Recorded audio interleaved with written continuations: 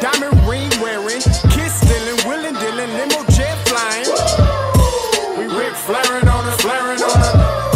We Ric Flairin' on us, flaring on us. Rolex wearing, diamond ring wearing, kiss stealing, willing dealing, limo jet flying. We Ric Flairin' on us, flaring on us. Yeah, we Ric Flairin' on us, flaring on us. It's apparent these girls staring. I'm Ric Flairin', gold across my chest. I'm fresh to death. I'm Paul Bearing, not at all scary. When I open like Betty Wops and find to these circles that's going in like a carry shot.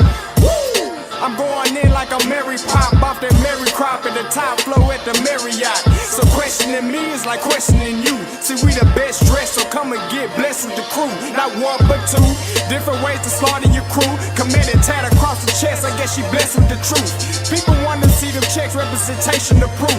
Living through my elders, trying to resonate to the youth. But ain't nothing to get my flash on. Longevity is heavily embedded in my melanin. Layman terms, I last long. My grind repetitive, I'm smoother than real silk. Lyrical cash cow who can't cry over spilled milk. We in here. You're talking to the Rolex wearing, diamond ring wearing, kiss stealing, willing dealing, limo jet flying. We Ric Flairin' on us, flaring on us. We Ric Flairin' on us, flaring on us. You talking to the Rolex wearing, diamond ring wearing, kiss stealing, willing dealing, limo jet flying. We Ric Flairin' on us, flaring on us. We Ric Flairin' on us, flaring on us. This ain't no normal situation, this preparation with greatness. Industry full of fakeness is really up for the taking. See, life is what happened to you, more so how you take it. Don't get stripped of your knowledge and mentally leave you naked. I like to live otherwise. I'm sorry that I'm fresh to death. I put the polo and apologize. See, black son, we ain't nothing like the mother guys. Quit to socialize, we organize, then we mobilize. Off the deep end like a scuba diver. And no confusion, just keep it pushing like Uber drivers. Woo! Business fresh just like a supervisor in a Gucci visor. Can't find a smoother rhymer. You're talking to the Rolex wearing, diamond ring wearing, kiss stealing, willing dealing, limo jet flying. We Ric Flairin' on us, flaring on us.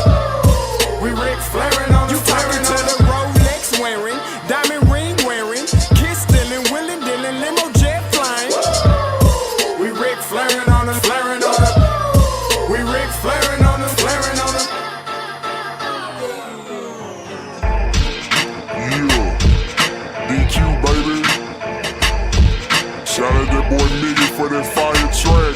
Hey, Black Sun, sun up. What's up, Vinny Vegas?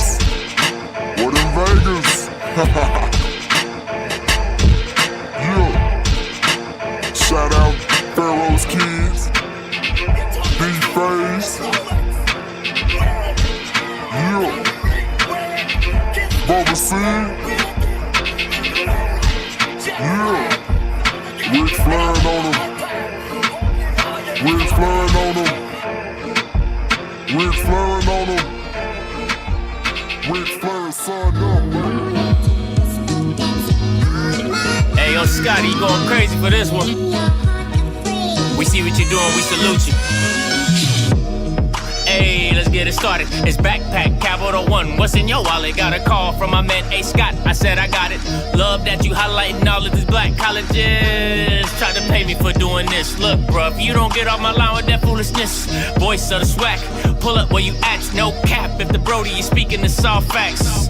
My advice, tune in to every show. Captain Petty, but we know that the sergeant is with the smoke. Speculate, just tell me what is we doing. Get into it, okay, look, I'ma say this and keep it moving.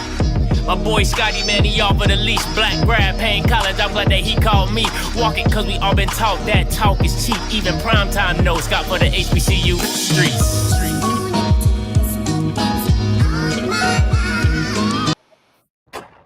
What is going on, everybody? You already know what it is. Your boy Scotty back with another one, man. Happy Tuesday for all you Bamas out there, man. Listen, I'm excited to bring you guys this interview today, okay?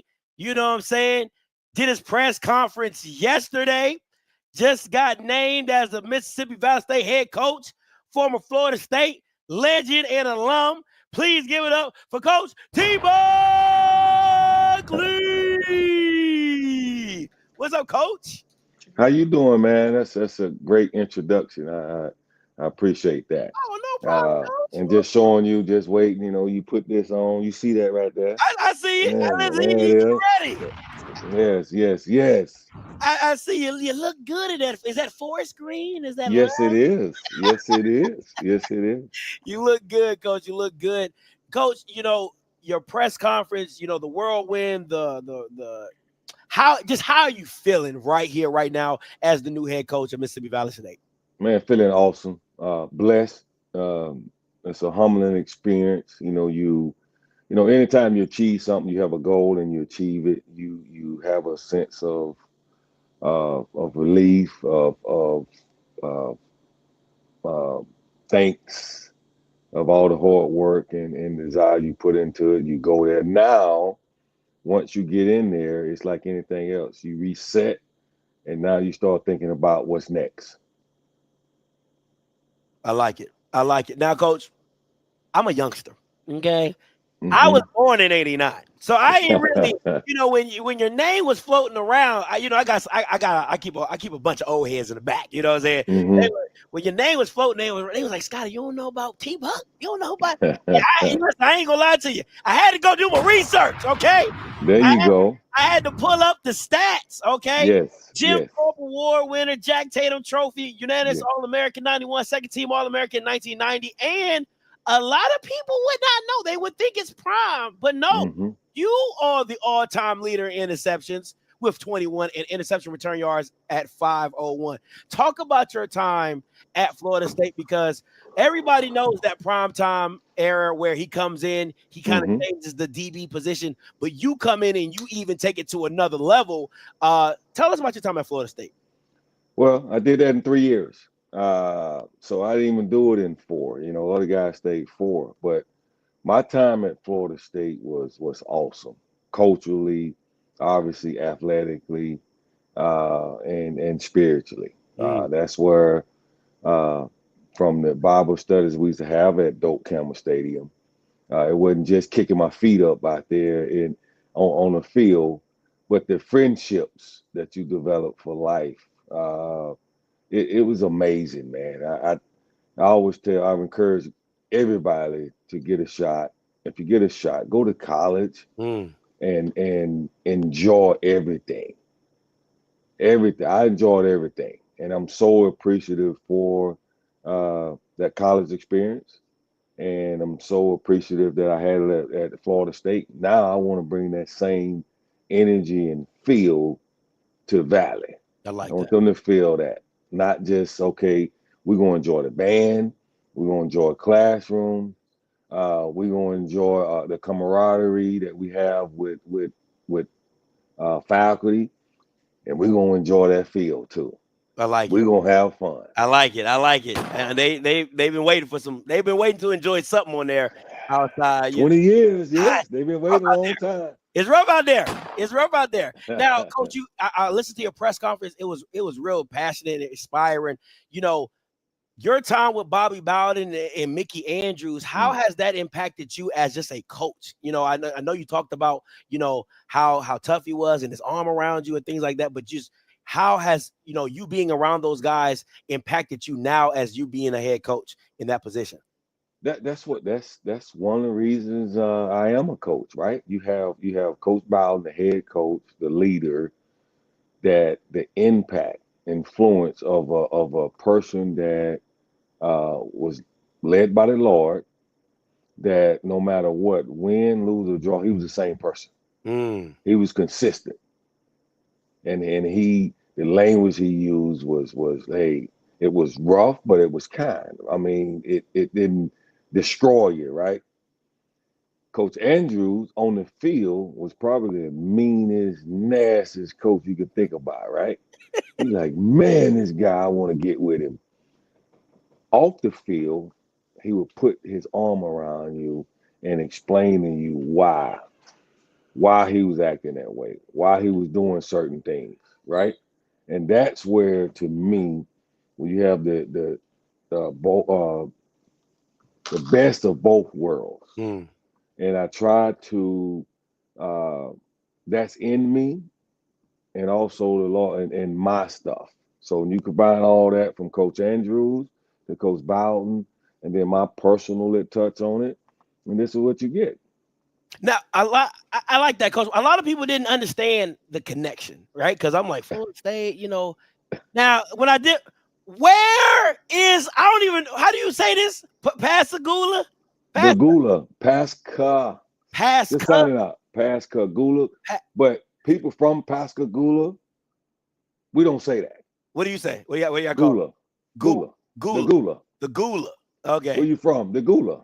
Or the Golden Gulf Coast. The Golden Gulf Coast. Yes. That's nice. That the Golden Gulf Coast. So where in the, because I'm from Maryland. We ain't got no Golden Gulf Coast, you know what I'm saying? So where is it? Where So this would be the best way to describe it, right? You know where New Orleans at, right? Yes, I do. Jump on New Orleans and go south off 10, and you're gonna run into the Golden Gulf Coast. So you come out of New Orleans, you go Slidell, Picayune, now you're in Mississippi. You go, it ain't Gulfport, Biloxi first, Gulfport, and you're working your way towards Mobile, and you're running into all the Golden Gulf Coast, great cities. Okay, I like that. I like that. Go Pasca. I'm the Golden Gulf Coast. There you go. Yeah, the Golden Gulf Coast. Just say the Gula. Just say the Gula. They'll know. The Gula. I like that. I like that. Now, Coach, how, you know, a lot of people are asking how, you know, your background, your resume is extensive. I mean, you got P4 experience, you got G5 experience, you have XFL experience. Yes. How did the Valley job get on your radar? First of all, I'm Mississippi made. People don't realize I'm from Mississippi. I mean, 4 of my teammates attended Valley State. I came up for a game when I was in high school. This is 89. And when I got into coaching, you know, my family is still here. Let me back up. My family is still here. Okay. So when I got into coaching, obviously they would put me in Mississippi to recruit. So I would recruit the state of Mississippi top down. I've recruited it for the last 17 years. So I was aware. Obviously, I'm in the Delta. Yeah. I'm aware of all the schools, everything that's happening there, and it's home. You know, it's what I do, and now the opportunity pops up. Let's go, and I don't mind getting down and dirty, right? A lot of people, coaches, they don't want to take what they consider. Don't take that. That's a bad job. Yeah, they are terrible. They don't have any money. They're gonna do this. They're gonna do that. Okay. Well, guess what? I grew up that way. And the Lord blessed me. And here I am. So it's like, you know what? If he did it for me, I could do it for them. And what the Lord said, let your light shine so bright that they wonder where you get it from. Well, for me, it's a straight blessing. I want to be able to bring some light back here that's been gone. I mean, you think about this, the legends that have walked this campus. I mean, like you heard in the Deacon Jones, I call him slap him, bam, slap that head, Deacon. I think the greatest football player ever, Jerry Rice. Then you keep going, you got Willie Totten, who set records with Rice, and recently I played with Ashley Ambrose. We had the Ashley Ambrose Center right here too. So there have been some tremendous players that walked this campus. And I want to be able to bring that back. You got to bring talent in. You got to recruit. I have to get a player from Maryland. You know, got to get them in here. If they want to come play, they want to go to Maryland and pretty much get the same thing that they've been getting here. I mean, why not come here and play? You go to Maryland, sit on the sideline, come down here, be a stud in the SEC. I mean, the SWAC, you know, not just the SEC or the Big Ten and all that. Come to the SWAC and be a stud. I like it. Now, have you talked to any HBCU coaches, former HBCU coaches, to kind of help you with the navigation of finances and resources and everything like that? How many have I not spoken to? That should be the question. I've called some, but most have called me. That's what's up. That's what's up. Because they want to help. They want to make sure that I, understood what I was getting into and what the assignment was. And like I told them, I'm Mississippi made. So you should, when I say I'm Mississippi made, you should know I understand the assignment. I like it. Now, let's talk about this talent, because I love, man, when I tell you, I listen, when you said not going to complain, we're going to take action. I love that. Like, I was like, man, put that on a t-shirt. That's nice. But when you're dealing with the NIL, the transfer portal, and all those ramifications of what college football is today, how has your time around the game, as well as, you being out of the system, how has that prepared you to kind of come in this with the right mindset of, hey, especially with, Mississippi being heavy in JUCOs right now, you got that 2-year thing with the JUCOs and everything like that. How do you see where you're trying to get the most talent? Is it high school based? Is it transfer? How do you feel you're going to patch your team together? Balance, right? You got to get the right high school players. You got to get the right JUCO players, the right transfer. And it's funny you say that. I've been in here 10 hours today putting this together, looking at the high school guys. And in this case for us, some guys have verbally committed to the last staff. We got to make sure that fits what we're trying to do. Talking to some transfers that are still at home right now.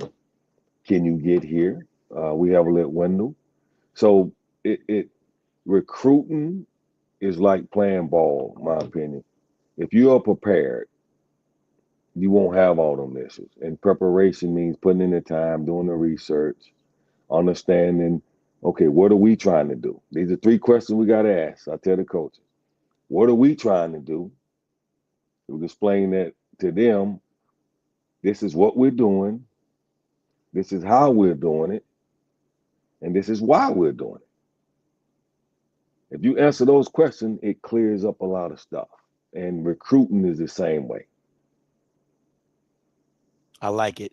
And with something you said in the press conference that really perked my ears up, because I don't feel like I see it a lot in the SWAC and somewhat in college football, is you're talking about the dog instead of the measurables.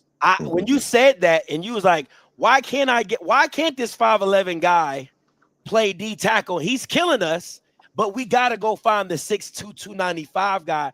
And in this day and age, it seems like measurables make the player, not the football making the player. How is that philosophy going to transfer to your program? Well, put it this way. Measurables get coaches fired. Measurables stop them from winning big games, right? Yes, sir.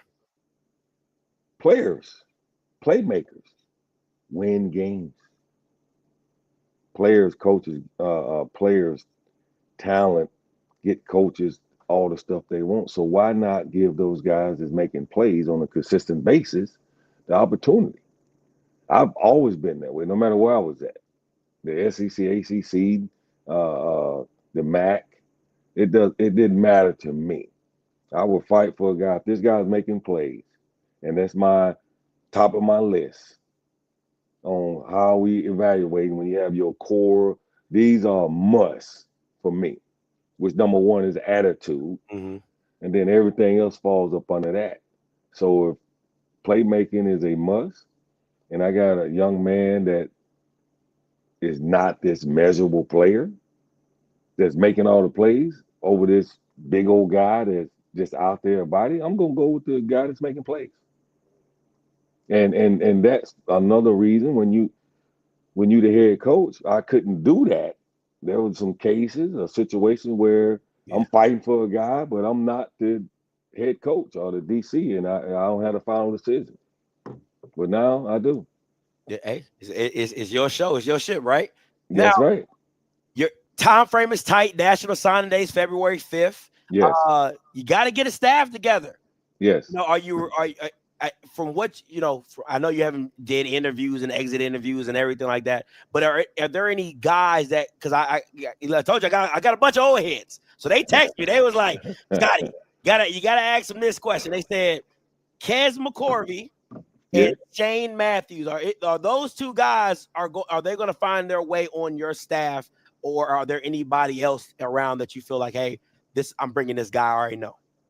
I have a staff. It's a plethora of guys, man. I always say that I've been, guys, I've been doing this a long time, but I've been preparing for this for a while, and I realized I got 5 deep at every position, coaches, and some can't come because of obviously money or situation or I lost a coach that I wanted, but he's in Vegas, and he's like, man, it's just too big of a difference.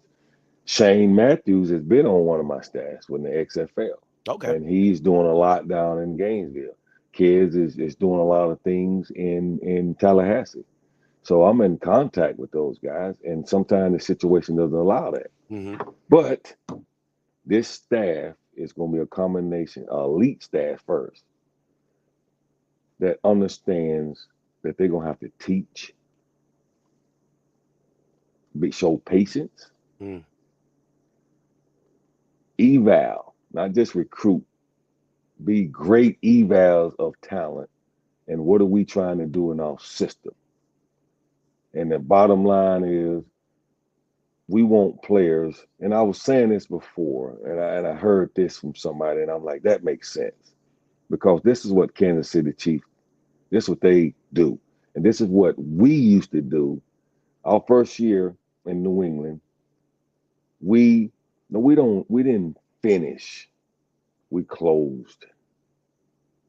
When you say finish the drill, you finishing. That doesn't necessarily mean that you closing. Like I'm about to go out here and seal the deal. This game is over. It's closed. This door is closed. What Kansas City Chiefs are doing right now in the fourth quarter with 3-4 minutes left in the game is what closing the door. Absolutely.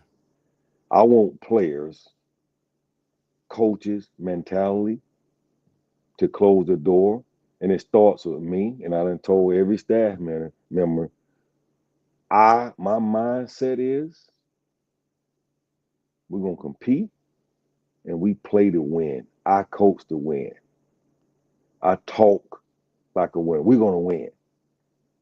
We're not coaching and talking about not trying to lose. There's a big difference. So everything we're going to do, it's about being a closer and the attitude that we're coming out here to compete to win. We're not coming out here to have a good time, to put on all the swag, to do all this other stuff. Now, we might do a little of that, have a little swag, have a little fun. Yep. But at the end of the day, we'll have a big smile on our face, and believe me, we coming out here to close.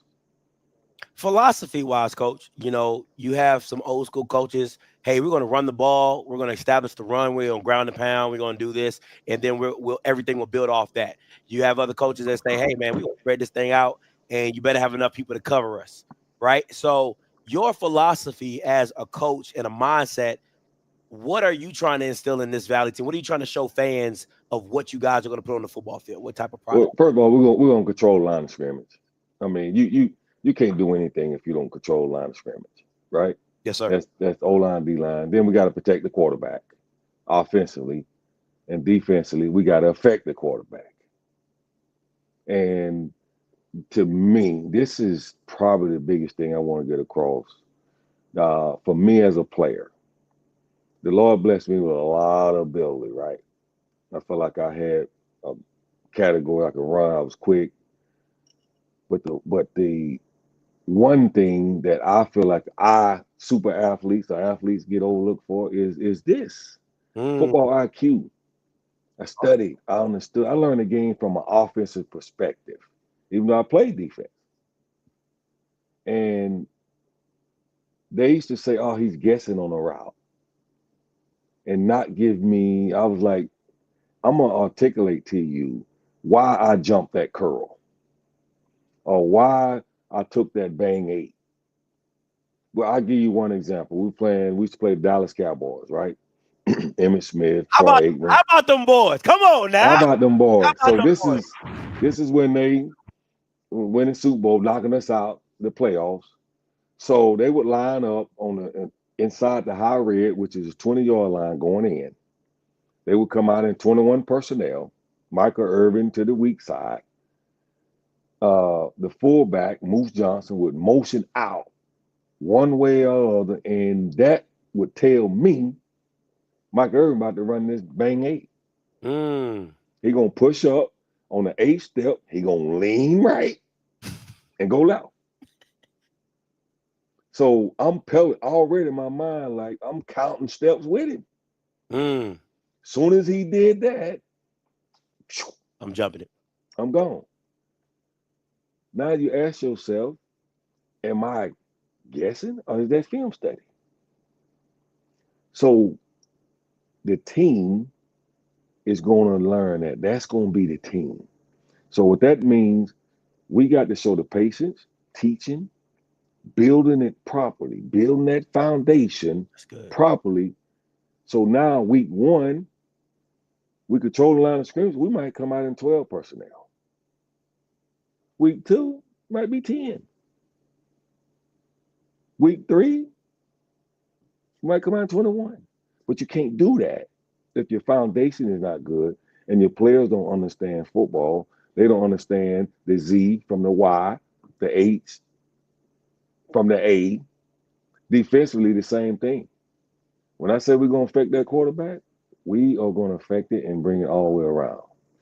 I love what I'm hearing, Coach, because again, you don't see a lot of that. And again, I'm just being honest, you don't see a lot of that in the SWAC because you brought it up in your press conference. You said, well, if they're loading the box, why are we still beating? Why are we trying to run if they're stacking the box? We're gonna audible. We're gonna get into the pass play. If it's light in the box, we're gonna run the ball. And you just, if I'm being honest, it's not too many teams that are able to do that in this league. So to hear you talk like that, it gives me encouragement because just simple adjustment like that puts your team in a better situation than just, hey, we're going to run because we like to run.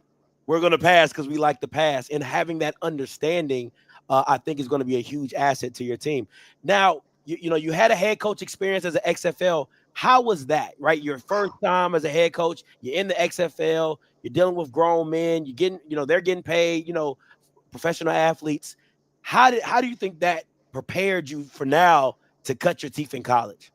Oh man, every step. This is similar to that, right? You're building a program. Yeah. The XFL was so awesome. I'm so thankful for them. We built the team from scratch. We used to ride to practice 45 minutes. Like you said, you're dealing with multitudes of attitudes, right? Some guys thinking they're better than they are, right? Some guys are those guys. So getting all that together, even the coaching staff, right? How do you deal with different guys? That experience was priceless. Some things you can't put a price on it because knowledge is power and you can never take knowledge away. And that experience there just has blessed me in so many ways. It's prepared me for this situation. So I came in expecting nothing, which I did in XFL. And so everything after that is like gravy. Gravy on top, I should say. Yeah, adding something on to it. I definitely understand it. Anything you like now looking back at your time in XFL, you're like, I would do this differently. Now that you're in Valley, you're like, you know what? I like what we did there. I'm gonna keep that, but it's something I would like to change that I did in the XFL. Oh, absolutely. I think I had this conversation before. We was drafting. We didn't have any linemen, and I wanted to draft a center. But everybody else wanted to draft a tackle. And I kept saying to myself and then finally to the staff, we're not in the NFL. We don't need, if we had a big time left tackle, that would be fine. But if we can't get the ball to the quarterback, who cares if we got all pro left tackle? We can't get the ball to the quarterback. And that year we went through 4 centers. Wow. 4. 3 in a month, and the season ain't that long. So I would say I would change, like, ball,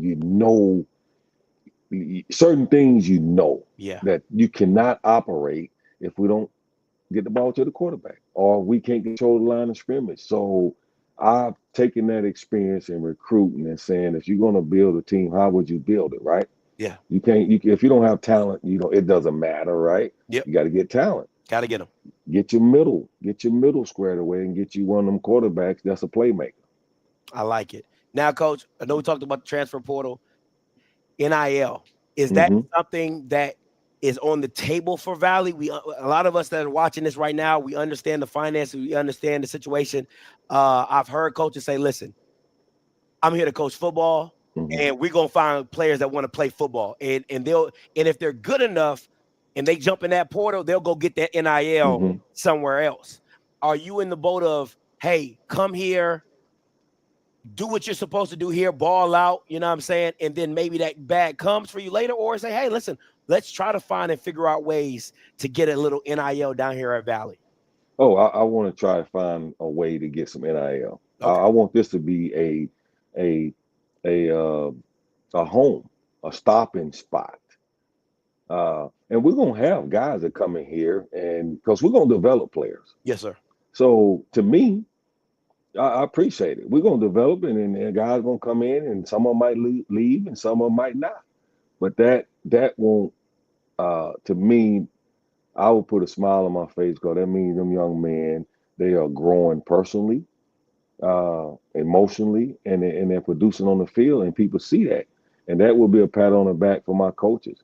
But I want to get NIL money here. I want to compensate these guys. Now, can we give them what Texas, US? Can we give them what they? No. I mean, but I would like to be able to give them something, and then on top of that, you give them something, and they're sitting there saying, "Man, coach has developed me. He's helped me off the field. He's taking care of business on the field. He's getting NFL scouts here. He's getting XFL scouts here, UFL now. He's doing all these things, so I can make the money up in the end, because I'm getting something, because I know I'm getting coached, and he's preparing me. If I'm good enough to go to that next level, I'm gonna stay here and hang out with coach another year. So I'm one of them guys. Glass is half full, because I know what I'm gonna put in.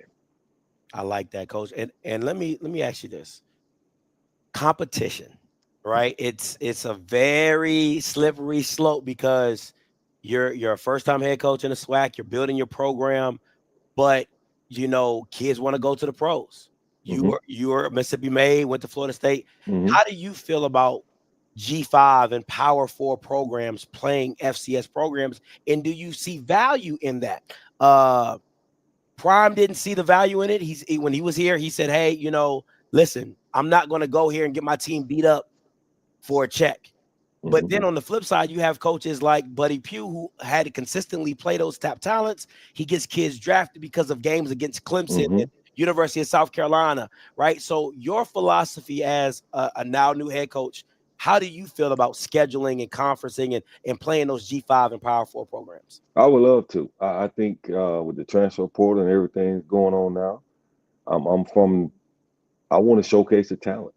I think you get better play. You get a young man that might be on the fringe, that he might be good enough to go to a Power 5, and realize, okay, I'm gonna play a couple Power 5 schools, but I love this environment. I love what Coach Buckley is doing and his staff, because it's more than football to them.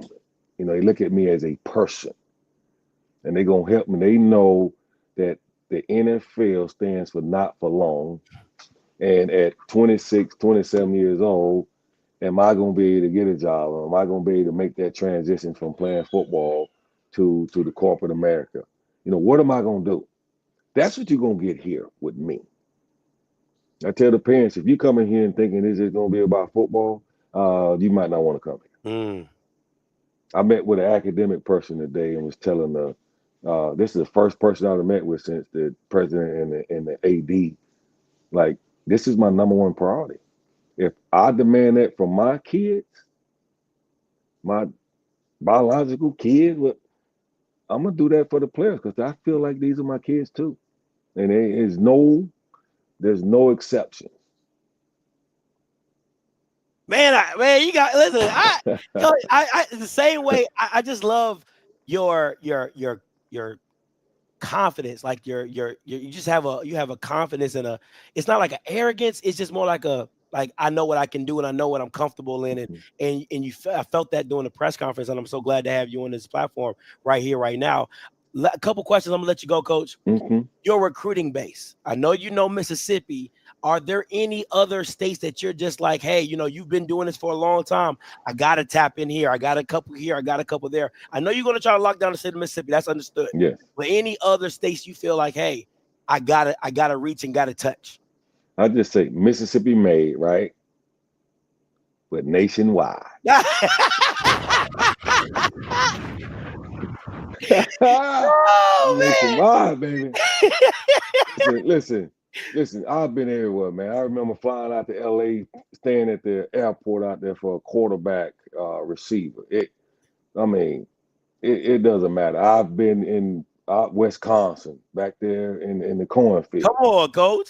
We do it all. I do it all. The staff that I'm putting together is gonna do it all. Obviously Mississippi is all priority. Yes. But hey, we getting ball players. I like wherever them ball players are, we coming. The state of Maryland per capita.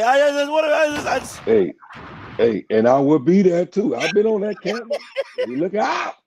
We coming in there. You see that forest green walking around there? You know it's the real deal. I like it, Coach. Listen, Coach, last thing, talk to the fans, talk to the alums. Anybody who didn't see your press conference, what can they expect from Coach T-Buck, this staff, this new Valley transition? What can they expect to see? And what are you asking from them? What do you need from them? What we need from alum, everybody around is money. Let's get to it. We need that money. We need to get that NIL going. We need to have all these scholarships done. Great uniforms. We need to be looking like Oregon out there. Give us all that stuff. But the bottom line, what you're going to get in return is a new era, attitude, mindset. Again, like I said earlier, we're not coming out there hoping, wishing to win ball games, to make plays. We will, because we're going to prepare that way. We're going to compete in everything we're going to do. We're going to be disciplined, and we're going to show class. That's what we're going to do. You guarantee that. I like it. Hey, listen, guys, if you haven't got your seat tickets, get your seat tickets. If you know what I'm saying, go ahead, donate. I don't know I think Mississippi got a Devil's Fund or Mississippi Valley State Fund. Hey, the V Club. The V Club. The V Club. Get it to the V Club, baby. Get it to the V Club. Have you talked to Jerry? Have you talked to the Jerry Rice? See, hey, how can he help? How can he get involved in what he's doing? Anything like that? Well, Jerry, he's already helping. He's Jerry Rice. He's Jerry Rice, greatest ever. Whatever Jerry Rice want to do, he can do. I got a Jerry Rice day coming. He show up. Jerry Rice is Jerry Rice. He's already helping. So I'm so thankful I can talk about Jerry Rice walking these grounds. Absolutely, Coach. Man, Coach T-Buck, thank you for your time. I'm excited to see what you're doing for signing day. I'm excited. I can't wait till we hear the announced staff and with that spring game, man. When that spring game dropping? Well, we make an announcement now, but it'll probably I think it's around Easter, about a week before Easter. But you guys gonna see something, man. It's gonna be, you're gonna be surprised, and you're gonna have a big smile on your face with the product you're gonna see on the field. I love to hear it, Coach. Can't wait to see it. Hoping your family getting settled in and everything like that. Can't wait to see what y'all gonna do at Valley, Coach. Thank you for having me on. Hey, good night. God bless you. Hey, thank you, Coach. That was Coach T-Buck, new Valley head coach. Mississippi Valley State. Man, listen, listen. If you hadn't had a chance to watch his press conference, it's on the Valley Student Media on YouTube, I believe. Absolutely impactful press conference. Really spoke from the heart. Didn't use no notes. He's done this before, but the vibe that I got. Listen, is it going to be challenging? It's Valley. I think, but I think there is some type of. I think there's some type of leeway or you got to give Coach T-Buck some time because of his Mississippi roots. He understands. Thanks, Coach Dre. Appreciate you. I think he understands the situation. He understands where he's coming from. And again, I keep saying this, and I honestly feel it. There's enough players in the portal to be great. There's a D3 kid at the East-West Shrine Bowl as a center, killing Bama's from D1. I can't say it enough. There's enough players in the world to make a competitive team at Valley. You just got to get them there. You just got to get them there. So it's just hard for me to believe. I'm not saying Valley's going to come out and be 10-1 or 9-4, but for 6-5, 7-4 in the SWAC is possible. It's possible. And what you need is an O-line, a D-line, a quarterback, and a competent OC in DC. If you get a competent OC in DC, you can win games. You can win games because it's not hard. Valley just lost one of their best wide receivers, and he was one of the best wide receivers in the SWAC. Again, it's not hard to get the skill players. It's the trench players, right? So you're telling me 7,000 kids in the portal, D2 kids, D3 kids that you can snag up? I mean, come on, man. 5-7, 6-5 first year is a great turnaround. It's a great turnaround and something to believe in. I hope, all I ask and hope is that Valley's administration is behind Coach Buckley. I hope as well as the fans, the alums, Jerry Rice, whomever is a prominent alum is able to get in there and do some things to turn it around. And lastly but not least, I'm going to say this. I hear a lot of talk about these media deals that the commissioner has been signing. Are them checks getting to Valley? Are them checks getting to Valley? Right? Coach Dre says, fact, over 2,000 players in the portal, and you can find talent. Don't look at stars in high school because you will miss some dogs. Man, listen, it's too many kids. Like, granted, are you going to be in competition for Bama's that going to USC and Ohio State? No, because you ain't got that type of money. Go get the kids at the crib that want to play football. They want the opportunity to play. You have a spot. They can make an impact. Very, very simple. All right. And listen, let's get them full-time scholarships. Let's get them full slates of scholarships. I will say this, and I'm going to let y'all go. If Hakeem was still the AD at Valley, I would like this move even more. I'm telling you, if Hakeem was still the AD at Valley, I would like this move even more because I would like the partnership between Hakeem and T-Buck. I think it would be a recipe for success. I don't know about the AD they got currently. That's all I'm going to say. That's all I'm going to say. I'm going to leave it at that. Thanks, Coach Buck.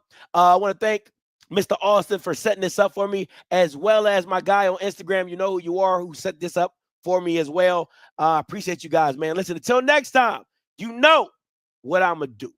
I'm going to holler. God bless.